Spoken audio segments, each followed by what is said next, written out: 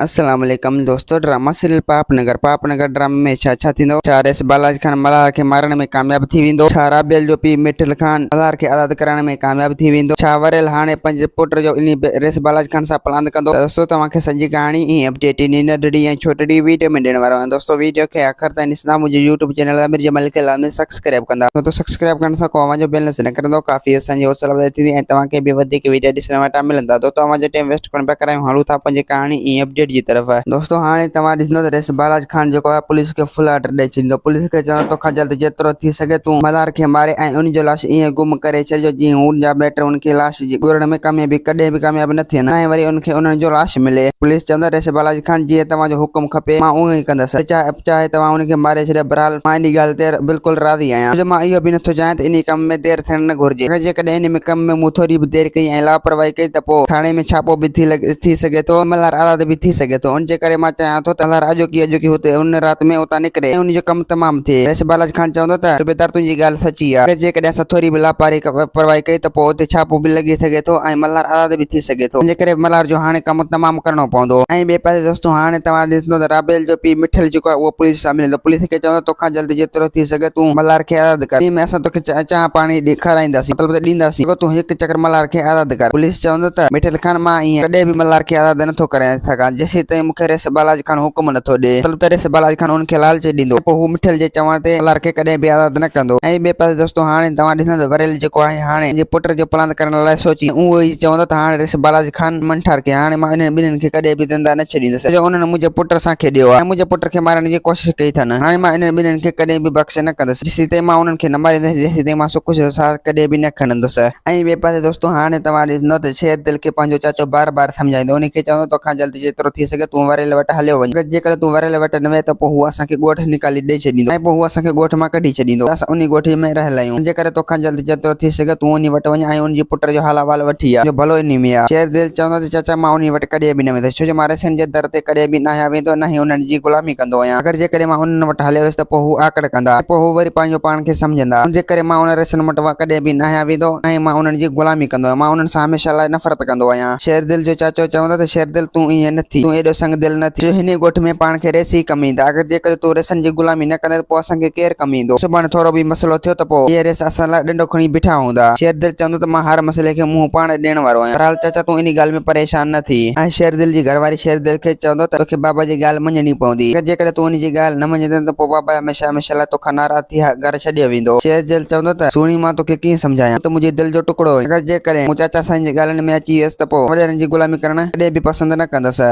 दोस्तों उमीद त कहाणी आई हूंदी आहे मूंखे पसंदि। असांखे ॾींदा हाणे इजाज़त, वरी तव्हां सां मिलंदासीं नई वीडियो में। जेसीं ताईं पंहिंजो ख्यालु रखंदा। ख़ुदा हाफ़िज़।